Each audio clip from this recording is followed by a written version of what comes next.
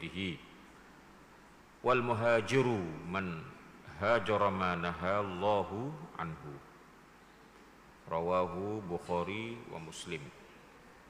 Maksudnya diriwayatkan daripada Abdullah bin Amrin radhiyallahu anhuma, daripada Nabi Muhammad sallallahu alaihi wasallam, baginda bersabda, seseorang muslim yang sebenar adalah apabila muslim yang lain selamat daripada kejahatan lidah dan tangannya.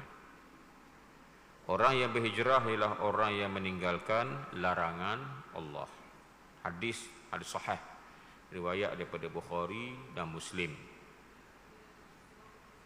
Hadis yang kedua iaitulah an Abdullah ibni Umar radhiyallahu anhuma anin Nabi sallallahu alaihi wasallam qala al muslimu akhul muslim la yadhlimuhu wa la yuslimuh. Artinya diriwayatkan daripada Abdullah bin Umar radhiyallahu anhuma, Nabi sallallahu alaihi wasallam telah bersabda, seseorang muslim ialah saudara kepada seseorang muslim yang lain.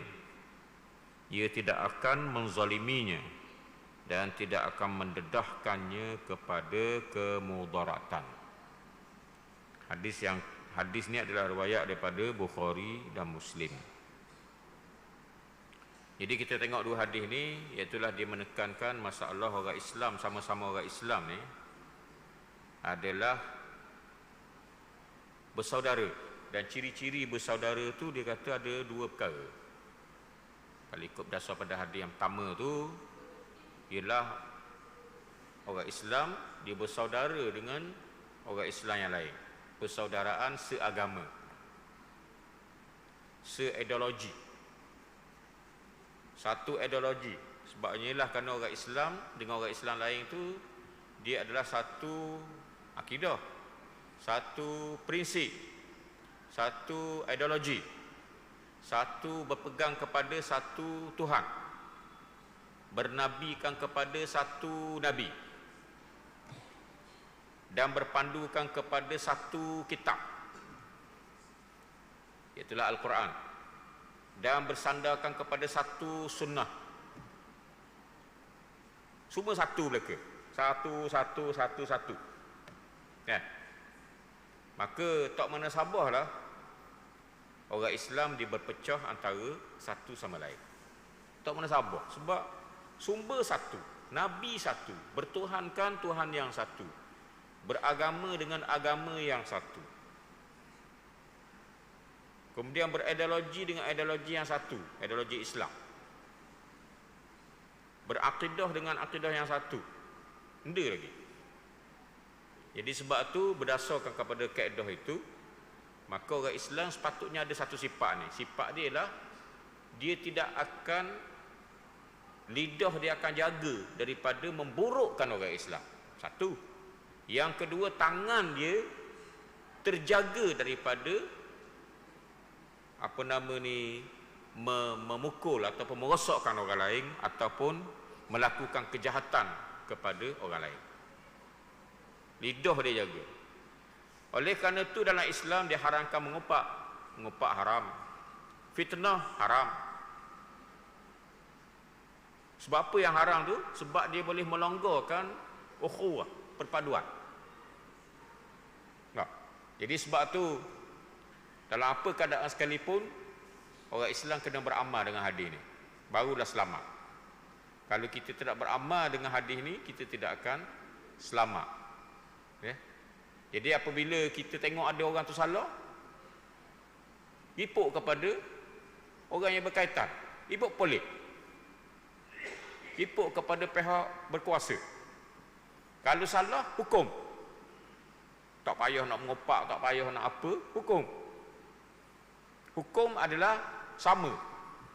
Dan dalam Islam diletakkan ataupun disediakan satu pakej undang-undang, yang 3 undang-undang. Yang pertama nama dia hudud, yang kedua nama dia qisas, dan yang ketiga nama dia ta'zir. Tengok kesalahan tu di bawah mana. Kalau bawah hudud, hukum hudud. Kalau bawah qisas, hukum qisas. Kalau bawah ta'zir, hukum ta'zir. Senang je. Tak payah kita ngopak, tak payah kita buruk orang. Orang salah, kalau betul-betul salah, bawa ke mahkamah.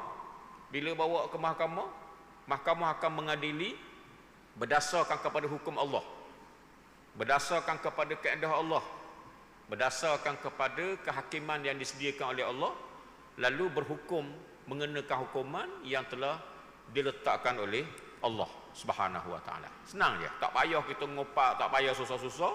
Pas pada dia terima hukuman, ada muka je. Sebab apa awak buat salah, maka awak terimalah padanya. Itu dalam Islam, tak payah kita nak susah-susah.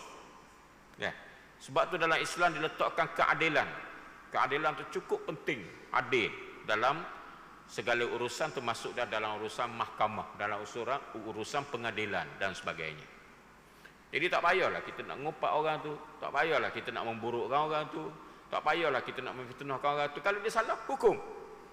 Itu kaedah yang diletakkan dalam agama Islam. Kalau tak bersalah, lepas berdasarkan kepada kaedah hukum syarak. Itu makna dia payah kita nak keluarkan lidah kita nak menyakitkan orang, tak ada ruang. Sebab Islam dah buat satu pakej perundangan yang lengkap. Gini, kalau macam ni gini, kalau macam ni gini. Jadi setengah-setengah orang dia tak sedap pula. Tak sedap kalau kita dak ngopak. Tak sedap kalau kita dak melakukan fitnah. Tak sedap pula kalau kita dak kata kat orang. Tanpa kita sedari bahawa Allah Ta'ala beri nilai kepada orang Islam begitu tinggi. Tiba-tiba awak nak ngopak ke dia, tak mana sabar. Saya adalah orang Islam. Nama saya Zulkifli bin Mudik. Saya orang Islam. Maka apabila saya menganut Islam, saya mendapat hak daripada Allah, kehormatan diri saya. Hak saya. Kewajipan saya. Maka benda tu terjaga. Tiba-tiba ada orang gecamik, orang ngopak, patut tak? Tak patut dah. Sebabnya ialah kerana apa? Sebab contoh je, bukan dah nak buat contoh warna lagi. Tak, dia kata dah. Begitu. Mana Tuhan dah bagi hak dah. Kalau tak betul, nasihat. Saya nampak kawan saya tak betul, tak payah ngopak. Tak payah ngopak, senang je. Macam mana nak buat? Ada satu sistem yang telah diletakkan oleh Allah. Nama dia lah nasihat. Ad-dinu nasihah. Qalu liman ya Rasulullah? Lillahi wali kitabihi wali rasulihi wali a'immatil muslimin wa ammatihim, kata Rasulullah sallallahu alaihi wasallam. Rasulullah kata agama itu adalah nasihat. Sahabat-sahabat tanya, nak nasihat kepada siapa ya Rasulullah? Nasihatnya ialah kepada Allah, nasihat kepada kitab Allah, nasihat kepada hadis. Maknanya kita kena ikut Allah, kena ikut kitab Allah, dan kita kena ikut sunnah Nabi. Kemudian nasihat kepada a'immatul muslimin, kepada pemimpin-pemimpin orang Islam, wa ammatihim, dan kepada orang awam di kalangan orang Islam. Saya nampak kawan saya salah, tak payah ngopak, senang je penyelesaian dia. Saya tegur dia. Tegur tu macam mana? Maka seorang ulama yang bernama Ibnu Rajab, ditulis dalam kitab dia Jami'ul Ulum wal Hikam. Dalam kitab tu dia kata, mana kita nak nasihat orang? Nasihat secara sembunyi-sembunyi. Bila kita nak nasihat kat orang, nawaitu kita nak suruh orang tu betul, bukan nak mengaibkan orang. Sebab tu macam mana nak buat? Saya akan jumpa orang yang saya rasa tak betul, saya dengan dia seorang sama seorang bercakap, ini tak betul ni pada pandangan saya. Kita kawan 20 tahun dah, kita kawan 30 tahun dah, kita kawan dah 10 tahun dah, kita belajar sama. Saya tak suka awak buat gini, bercanggah dengan hukum Al-Quran, awak kena berubah. Semayang-semayang lewat waktu tak padang kita ni, tua dah, kita kena semayang pergi masjid lah. Orang duk kata kita ni, kita belajar tinggi-tinggi tapi tak semayang berjemaah umpamanya. Saya nak tegur sikit awak ni, salah tu. Kita ni dah tua dah, kita kena berubah. Seorang-seorang dah pergi rumah dia, tak susah pergi rumah dia. Sekarang ni ada sistem dah kan? Sistem dah apa? Orang panggil minum air, lacau. Dah minum air lacau lalu dah. Kita kata jom pergi minum air. Dah. Bila pergi minum air, masa tu cakap mungkin 2-3 orang kawan-kawan, sama-sama kawan-kawan. Hok ni sikit tambah, hok ni sikit tambah untuk menyedarkan kesalahan orang yang bersalah. Orang panggil apa? Kaedah tu, kaedah nasihat. Ibnu Rajab kata tak boleh kita nasihat depan orang. Saya nampak orang salah, saya nasihat ke dia depan-depan orang. Awak sembahyang salah tu. Rokok tak betul tu. Tomat ninah tak ada tu. Malu dia depan orang. Itu bukan nasihat, kata Ibnu Rajab. Itu dipanggil sebagai fadihah. Fadihah dipanggil. Itu melukakan hati orang. Itu mengaibkan orang. Tak. Hari ni banyak benda-benda gitu. Mengaibkan orang, melukakan hati orang, bukan nasihat. Kalau salah, nasihat. Kalau perlu hukum, report polis. Dakwa, masuk mahkamah, masuk penjara ataupun lepas, ikut mana yang ada dalil, ada hujah dan sebagainya. Tak. Itu kaedah dalam Islam. Tak payah kita susah-susah nak mengupak kat orang. Tak payah kita susah-susah nak kata kat orang dan sebagainya. Itulah dalam agama Islam. Cukup molek. Orang kata kita minum air pagi-pagi dengan kawan kita, tak kata kat orang, tak ada point. Kalau tak ada point, minum air sekejap. 10 minit dah. Tak kita kata dah. Pergi office masing-masing. Tak payah makan masa lama. Begitu kaedah dia. Kita budayakan budaya Islam dalam kehidupan diri kita, akhlak kita dan juga dalam masyarakat kita. Itulah yang sebenarnya. Sebab itulah kalau kita tengok Nabi dah, dia nak tegur sahabat dia. Nabi nak tegur sahabat dia, dia tak tegur depan-depan gitu. Dia buat mana? Dia tegur secara umum. Orang yang rasa dia akan berubah lah. Rasulullah SAW pernah tengok ada orang ambil air semayang tak betul. Rasulullah SAW tengok ada orang tu ambil air semayang, tumit tak kena belakang air. Sedangkan dalam Quran kata, farsilu wujuhakum wa aydiyakum ilal marafiq wamsahu biru'usikum wa arjulakum ilal ka'bain. Dalam Quran kata kalau kita ambil semayang, kalau kita basuh muka, kalau kita basuh tangan, ada sempadan-sempadan dia. Kalau kita basuh kaki, ilal ka'bain, iaitulah kepada dua buku lali. Itu sepadan dia. Makna dia tumit belakang tu kena, biar kena air. Tiba-tiba adalah sahabat-sahabat Nabi yang air tak kena belakang. Rasulullah tak kata, sallallahu alaihi wasallam. Rasulullah tak kata tak betul depan-depan orang. Rasulullah tak kata gitu. Rasulullah buat macam mana? Rasulullah betul nasihat umum. Nasihat umum macam mana? Rasulullah kata apa? Wailul lil a'qabi minan nar. Celakalah daripada kaki-kaki pada hari kiamat. Makna ada juga kaki-kaki manusia yang celaka pada hari kiamat. Makna kalau kaki celaka dengan body sekali dia celaka. Bukan kaki saja. Makna dia orang tu celaka, masuk neraka pada hari kiamat. Disebabkan benda kecil, disebabkan kaki dia. Dapat apa pula kaki? Air semayang dok rata. Rasulullah sallallahu alaihi wasallam tak kata orang tu, "Mung air semayang tak betul, pergi ambil semula." Rasulullah tak kata gitu. Rasulullah kata, "Wailul lil aqabi minan nar," iaitu ada orang masuk neraka sebab air semayang tak betul. Itu. Orang yang berkenaan, dia rasa tak betul, dia belajarlah. Dia dapatlah nasihat secara umum dan dia bertindaklah tanpa orang tahu, tanpa mengaibkan dia, dan itulah yang dilakukan oleh Rasulullah sallallahu alaihi wasallam. Itu saya nak katakan bahawa cara. Jadi sebab tu ruang untuk kita kata ke orang tu amatlah sempit, tak ada ruang benarnya. Gitu. Walaupun di sana Imam Nawawi dia disebutkan dalam kitab Riyadhus Shalihin adalah beberapa pengecualian. Tapi pengecualian tu kena berhati-hati. Dia adalah pengecualian boleh kata ke orang ni, boleh ngupaknya. Antaranya ialah kalau seorang tu dia masuk mahkamah, maka bila masuk mahkamah maka dia mengadu pada hakim. Bila mengadu pada hakim dia ngupak dia kata kat orang tu tak apa.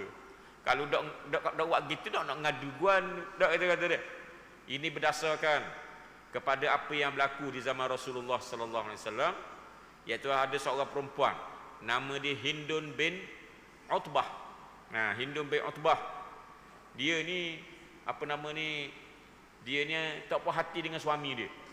Mengadu kepada hakim. Hakimnya ialah Rasulullah sallallahu alaihi wasallam.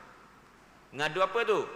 Dia kata inna Aba Sufyan rajulun syahih la yu'tini wa waladi ma yakfina. Dia kata, wahai Rasulullah, sesungguhnya suami saya sangat-sangat kedeku. Dia beri nafkah tak cukup kepada saya dan juga kepada anak-anak saya. Tak cukup. Dia patut beri nafkah biar cukup lah. Saya, isteri dia, anak-anak saya ni anak-anak dia. Biarlah cukup. Jadi dia mengadu kepada Rasulullah sallallahu alaihi wasallam. Maka Rasulullah sallallahu pun beri keputusan dia. Setelah tengok apa keadaan hujah dan sebagainya, Rasulullah kata khudhi ma yakfiki wa waladiki bil ma'ruf. Ambillah, kamu boleh ambil nafkah kamu walaupun tanpa pengetahuan suami kamu sekadar mana yang cukup. Jangan ambil lebih-lebih. Itu Rasulullah SAW buat keputusan. Daripada hadis itu, Rasulullah SAW tidak marah kepada orang mengadu kepada dia, sebab dia ni Rasulullah SAW ni adalah hakim. Rasulullah ni Nabi, dalam masa yang sama dia juga adalah hakim, dia juga adalah parlimen perang, dia juga adalah ketua negara. Dah masa tu dia nak tunjuk belaka, jadi dia belaka lah. Sekarang ni ketua negara orang lain, hakim orang lain, ketua tentera orang lain. Sebab apa? Dah zaman sekarang, zaman dah kita dah belajar dah daripada Rasulullah SAW. Rasulullah SAW dia terpaksa kena jadi belaka sebab nak tunjuk ajar kepada pengikut-pengikut dia dan nak jadi hukum kepada penganut agama Islam itu sendiri. Jadi waktu tak apalah kita nak mengadu kepada hakim, kita ngupaklah jadinya. Waktu tak apa dikecualikan. Kalau tidak, tutuplah mahkamah. Ataupun orang tu nak mengadu kepada orang yang berhak keluar fatwa. Pergi jabat mufti contohnya, nak mengadu hal gini, maka dia ngupak, maka itu dibenarkan. Sebab apa? Sebab nak diletakkan hukum macam mana hukum syarak, nak cari dalam kitab tu. Jadi sebab tu kena dengar molek, walaupun dia kata ke orang, tapi kita kena dengar supaya kita dapat memberi satu fatwa yang betul dan tepat dengan isu yang dilontarkan oleh orang yang mengadu itu. Itulah saya nak sebutkan pengecualian tu adalah. Begitu. Yang kedua, disebutkan dalam sejarah bahawa orang kafir ni suka sangat orang Islam berpecah belah. Memang gitu. Orang kafir suka sangat orang Islam berpecah belah. Sebab tu projek pecah belah orang Islam ni bermula di zaman Saidina Uthman. Siapa yang mula tu? Orang Yahudi. Dia hantar satu orang yang dia apa nama ni? Dia orang panggil dia latih untuk merosakkan saf orang Islam. Di zaman Saidina Uthman. Zaman Saidina Abu Bakar dak dang lagi. Zaman Saidina Umar dak dang lagi.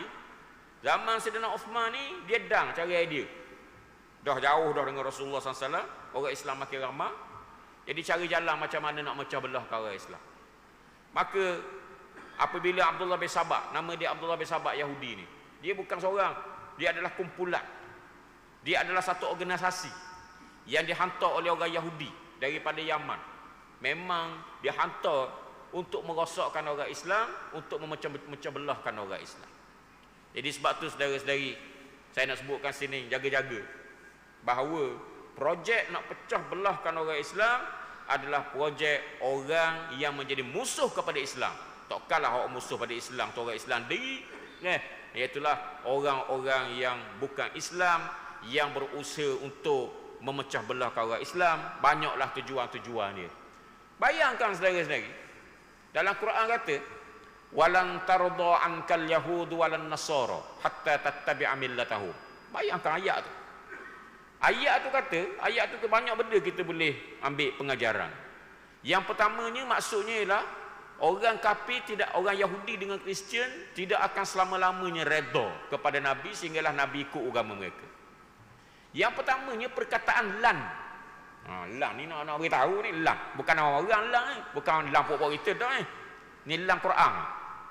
Perkataan lan ni kalau kita belajar dalam nahwu, makna dia tidak. Tapi tidak sekarang wal istiqbal dan juga akan datang. Makna selama-lamanya, sampai bila-bila pun. Lan ni lan tarda, tidak akan redha sampai bila-bila pun. Itu maksud dia. Sampai akan datang gitu juga, akan datang lagi gitu juga. Abad akan datang gitu juga, dekad akan datang gitu juga, selama-lamanya. Orang Yahudi dan Kristian tidak akan redha kepada Nabi Muhammad sallallahu alaihi wasallam. Yang pertama perkataan lan. Lan tu maksudnya apa? tidak akan redha selama-lama sampai hari kiamat. Makna apa tu kita boleh belajar situ? Musuh-musuh Islam akan bekerja nak merosakkan Islam, nak merosakkan orang Islam. Siapa bila-bila? Lan. Lan tu. Bukan lang nama orang ni lang Quran ni. Dia bukan lam, dia bukan la, tapi dia lan nun. Lan nun makna dia sekarang dan akan datang. Siapa bila-bila dia tak akan redha. Jaga tu. Situlah timbulnya perkataan fiqhul hadar. Sebab itulah setengah ulama tafsir mengatakan bahawa ayat tu nak beri hadar, nak beri peringatan kepada orang Islam terhadap musuh-musuh Islam yang cuba nak rosakkan Islam. Dah, tu. Yang kedua, perkataan kedua, lan tarda anka ka. Kalau kita tengok ka dalam bahasa Melayu, kita tengok ka tu, kalau dalam bahasa Arab, kalau terjemah bahasa Melayu, kamu tu apa? Seorang tu siapa? Nabi Muhammad sallallahu alaihi wasallam. Tak redha kepada Nabi Muhammad, bukan tak redha kepada umat Nabi Muhammad. Nabi Muhammad SAW yang tak redha. Siapalah Nabi tu keluar daripada Islam ataupun Nabi ikut agama dia. Bayangkan Nabi tu, target dia Nabi. Kalau boleh, kalau nak bayangkan dia bermusuh dengan Islam ni, dia nak rosakkan Nabi. Bayangkan kalau macam kita gua ni, hak Nabi, hak ada pertahanan kuat, dia nak rosakkan. Bayangkan kalau kita hak tak ada pertahanan kuat, kita yang tidak maksum, kita yang bukan Nabi, kita yang tidak ada wahyu, guana tu. Allah, lembek dah kita kata dia. Memang lembek sungguh. Bila kita sedar benda tu, maka kita akan hazar, kita akan berjaga-jaga. Berjaga-jaga bahawa orang kafir tidak akan duduk diam selama mana mereka berada dalam ideologi mereka, mereka akan rosakkan Islam. Yang ketiga, saudara-saudari, yang ketiga ayat ni kata tattabi'a millatahum, sehinggalah Nabi tu keluar daripada agama Islam ikut agama dia. Mustahil tau, mustahil. Takkan Nabi nak murtad pula, takkan Nabi nak ikut agama Yahudi pula, takkanlah Nabi nak ikut agama Kristian pula. Tak mana sabah langsung. Tak, sebab Nabi ni adalah maksum. Maknanya apa? Bayangkan orang macam Nabi kuat macam tu pun dia nak sesatkan. Dah orang macam kita, tak tahu nak kata lah. Tak? Tu. Jadi apa tu? Kita kena jaga-jaga. Orang macam Nabi pun nak rosakkan. Orang macam kita ni tak tahu nak kata lah. Memang sasaran dia adalah sasaran yang akan dibuat selama-lamanya. Sebab tu larang ramah. Kita tengok dulu. Apabila penjajah-penjajah keluar daripada negara Islam, apabila mereka menjajah negara Islam, mereka tinggalkan ideologi dia. Tengok, ideologi tu siapa yang menganut, rosak akidah. Contohnya kita kata dah, ideologi apa? Ideologi yang ada sekarang ni. Bila dia tinggalkan negara yang dijajah, dia tinggalkan sistem apa? Sistem sekularisme contohnya. Memisahkan agama dengan urusan keduniaan. Agama suku, keduniaan suku. Agama dengan keduniaan tak kena-ngena. Agama ni ibadat je. Bab-bab yang berkenaan dengan keduniaan tak ada kena-ngena dengan agama. Tak ada kena-ngena agama, tak ada hukum. Tak. Hak tu hak dunia ni, dunialah. Hak akhirat lah. Hak semayang, hak tu ya agama. Kalau hal lain, hal pelajaran itu bukan agama. Hal ekonomi itu bukan agama. Ini ajaran. Ajaran yang ditinggalkan oleh musuh-musuh Islam. Nak merosakkan kita. Berapa ramai orang menganut pahaman itu? Berapa ramai menganut pahaman itu? Saya nak katakan macam mana kita yang tidak maksum terdedah kepada perkara tersebut. Yang keempat, saudara-saudara, ayat tu. Nak cerita ni. Yang dikata sini apa? Musuh Islam tu adalah al-Yahudu wan Nasara. Iaitulah lan tarda ankal Yahudu walan Nasara. Orang Yahudi dengan orang Kristian. Sebab apa dia sebut Yahudi? Sebab apa dia sebut Kristian? Rupa-rupanya bila saya buat kajian, ni saya buat kajian masa saya buat tesis dulu. Tesis PhD dulu kat UKM dulu. Nak beritahu pada saudara-saudara hasil kajian saya lah. Rupa-rupanya agama Yahudi ni dia ada meh dengan agama Islam. Dia banyak benda yang sama dengan agama Islam. Asalnya. Bahkan asas sekali itu adalah agama Islam yang dibawa oleh oleh Nabi Musa lah. Ni nak kata hak seleweng dah ni, hak seleweng dah. Agama Yahudi hak seleweng dah ni banyak persamaan dengan Islam. Agama Kristian pun banyak persamaan dengan Islam. Ni kajian dia buat. Tak. Dalam agama Kristian, dalam agama Yahudi, dia percaya pada Allah. Kita percaya pada Allah. Dalam agama Yahudi, dia percaya pada malaikat. Kita percaya tak malaikat? Kita percaya malaikat. Dalam agama Yahudi, percaya pada kitab. Kita percaya pada kitab. Dalam agama Yahudi, percaya kepada rasul-rasul dan nabi-nabi. Kita percaya kok. Dalam agama Yahudi, percaya kepada hari kiamat. Orang Yahudi percaya kok. Kita percaya kok. Dalam agama Yahudi, percaya pada qada dan qadar. Tapi waktu ada khilaf sikit. Kita pun percaya juga pada qada dan qadar. Cuma kepercayaan mereka seleweng. Contohnya percaya kepada Rasul, tetapi tak boleh terima Nabi Muhammad sallallahu alaihi wasallam. Kerasulan Nabi Muhammad bukan Rasul, dia kata. Itu seleweng. Dia percaya pada malaikat, tapi malaikat Jibril musuh dia. Dia kata gitu pula. Saya nak sebutkan saudara-saudara, asasnya kepercayaan tu sama. Sama. Asasnya adalah sama.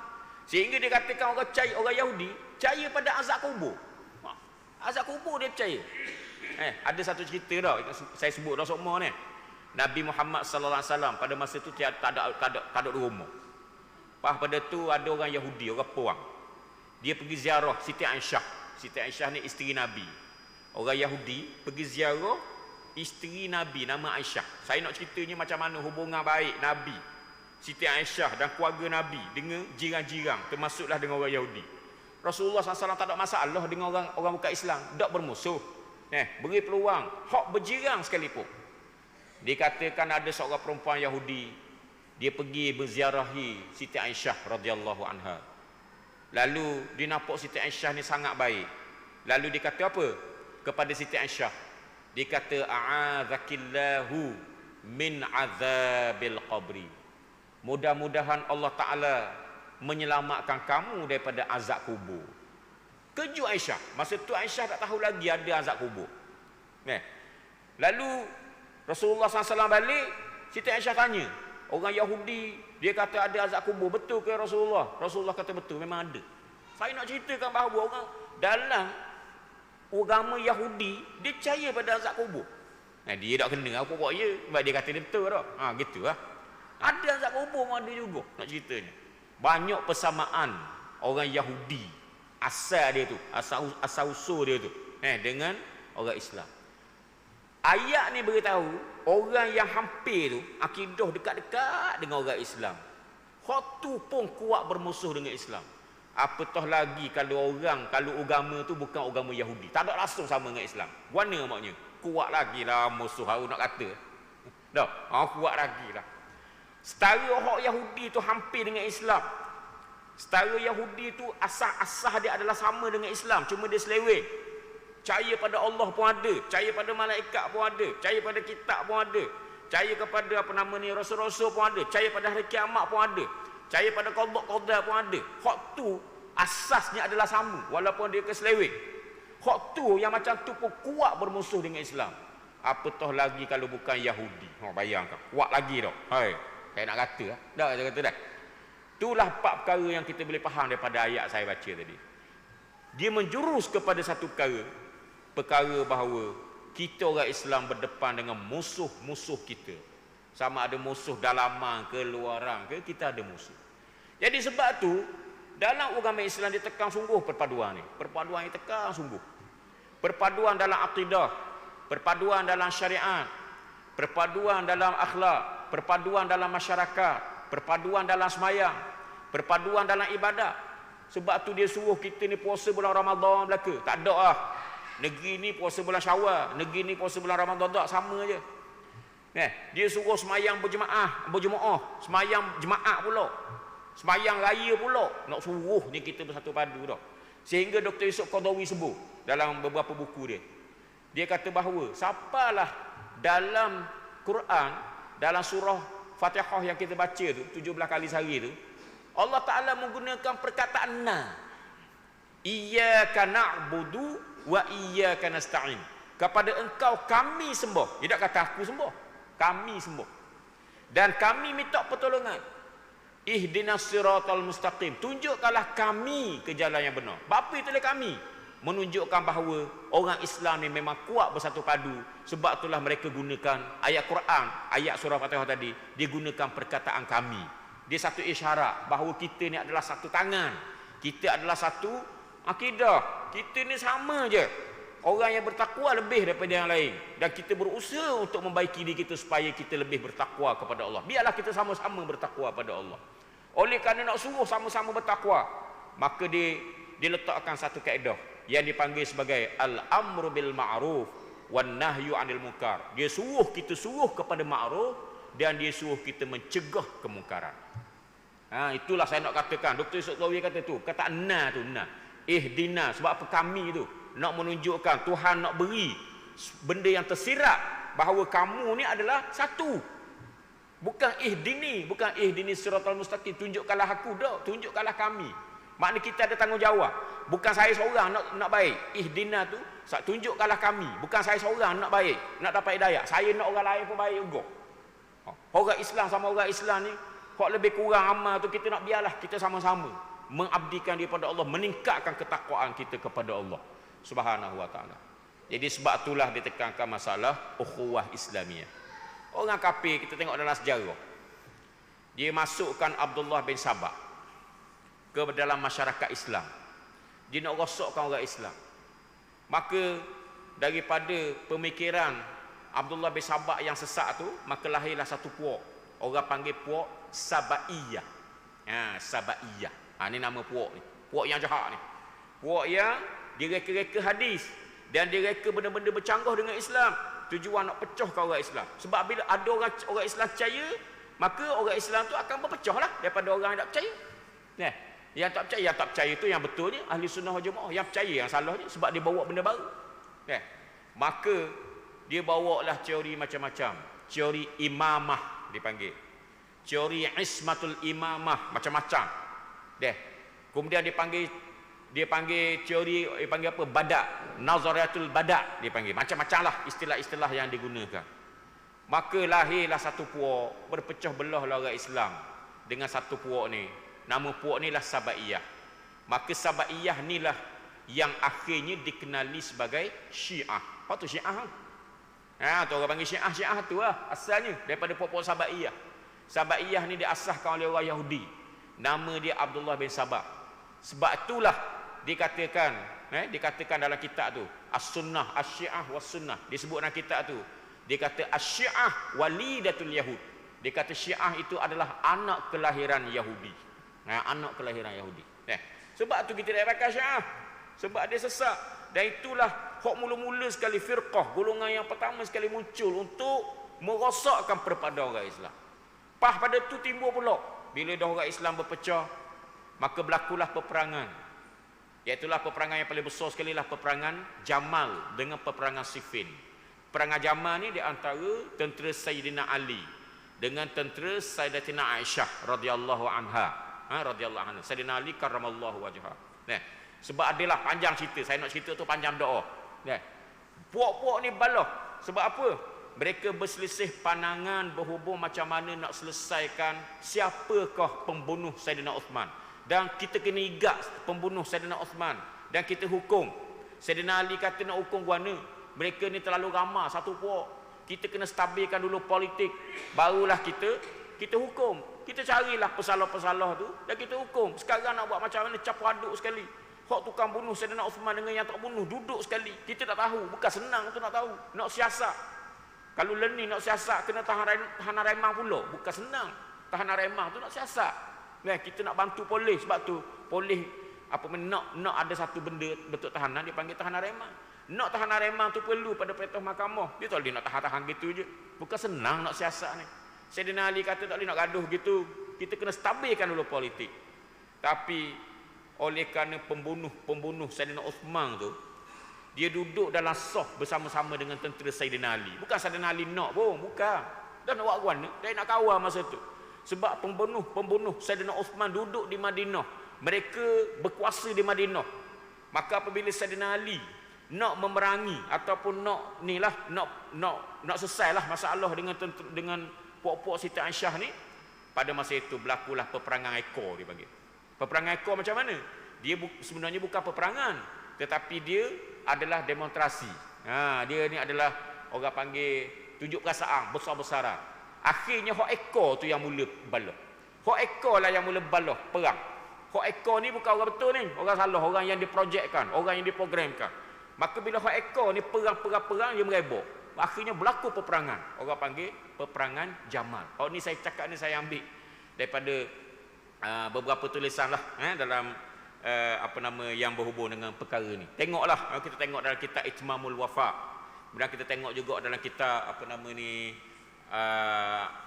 Al-Awasim minal Qawasim, dan banyak lagi lah kitab-kitab lain. Saya nak sebutkan macam mana berlaku peperangan. Hak panjang, ceritanya panjang. Kemudian lepas pada tu pula perang pula di antara Sayyidina Ali dengan Sayyidina Muawiyah radhiyallahu anhum ajma'in. Sebab pembunuhan Sayyidina Uthman.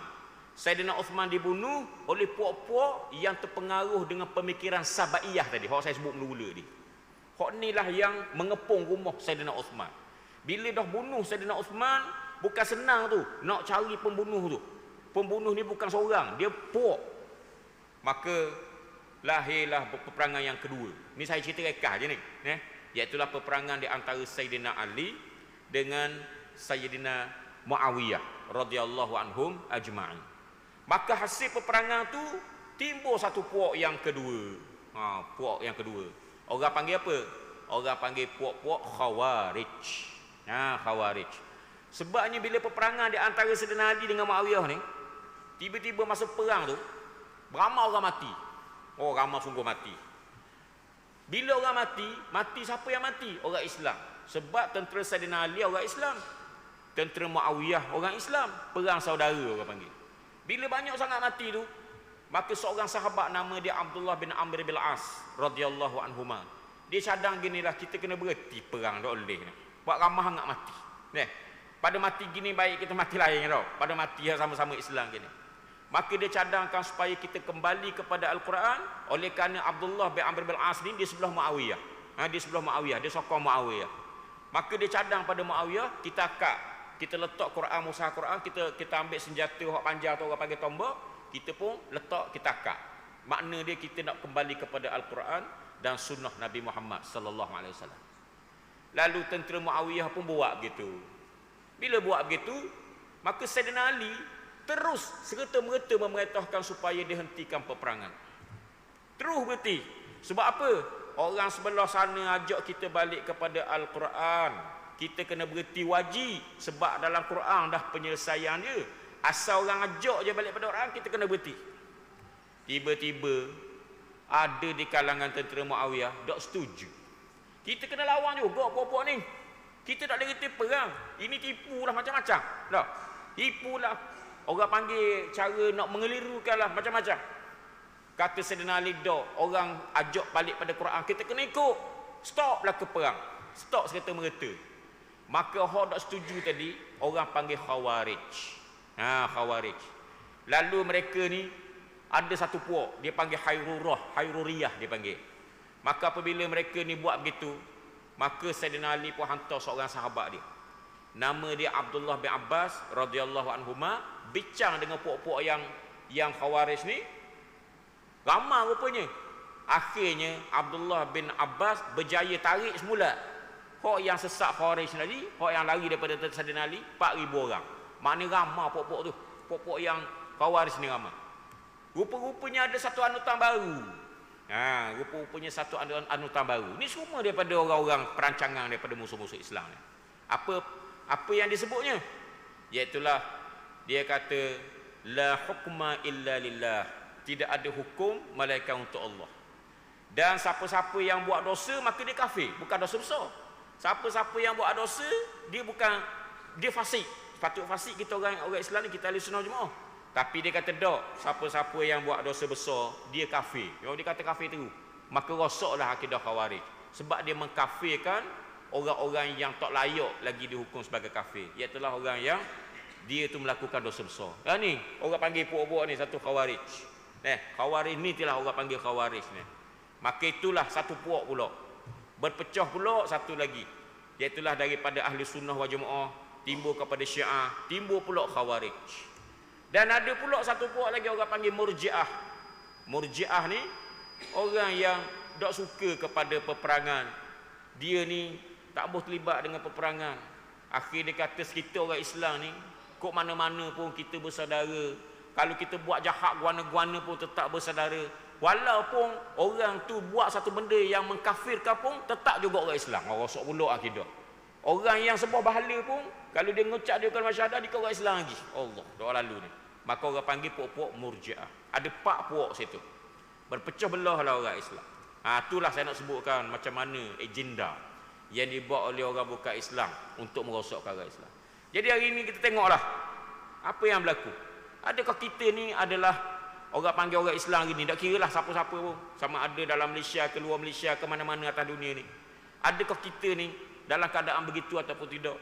Jadi saya nampak kita perlu balik semula kepada Al-Quran, balik semula kepada semangat ukhuwah Islamiyah, persaudaraan Islam, balik semula kepada innamal mu'minuna ikhwah wa aslihu baina akhawaikum wattaqullaha la'allakum turhamun. Allah Ta'ala sebut 4 perkataan situ. Yang pertama, innamal mu'minuna ikhwah, sesungguhnya orang beriman bersaudara. Tuhan tak kata orang Islam. Ingat tu, Tuhan tak kata orang Islam bersaudara. Orang beriman, makna dia asal beriman saudara kita walaupun dia tak sembahyang. Faham tak? Dia Islam lain, asal maknalah. Islam dengan iman dia beza benda apa? Iman ni benda dalaman. Kita nampak benda dalaman melalui mengucap 2 kalimah syahadah. Orang panggil 2 kalimah syahadah. Bila orang tu mengucap 2 kalimah syahadah, ada iman, ada tanda iman dia. Walaupun dia tak semayang ke, walaupun dia curi ke, walaupun dia mengupak, dia tetap orang Islam. Dia tetap juga orang yang beriman. Maka Tuhan tengok iman tu. Tuhan tak tengok Islam lagi tu. Adakah kamu semayang ke tak semayang tu, tak nombor 2 dah. Asal orang tu beriman, itu adalah saudara kita.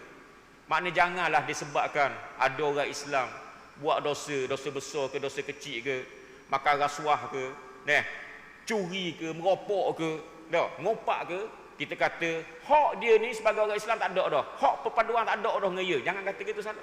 Sebab Tuhan kata orang beriman. Orang beriman walaupun sikit secotek pun dalam hati dia beriman, itu adalah dia ada hak untuk mendapat ukhuwah daripada orang lain, daripada kita semua. Jangan kita tertipu dengan orang.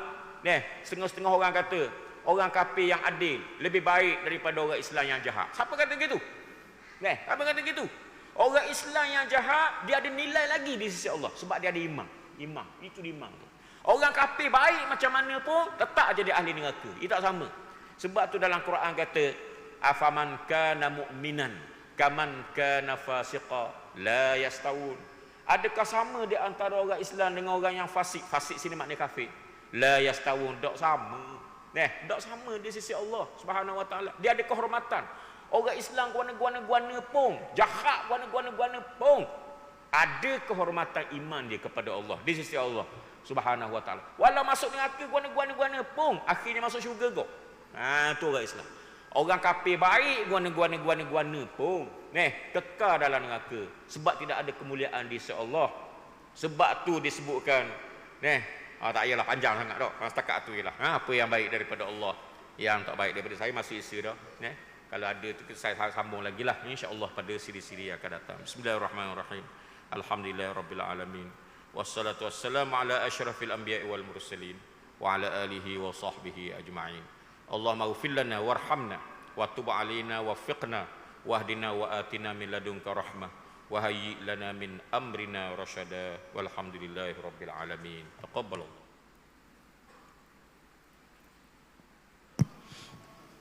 Subhanallah, alhamdulillah, wa la ilaha illallah, wa la hawla wa la quwwata illa billah. Allahu akbar, Allahu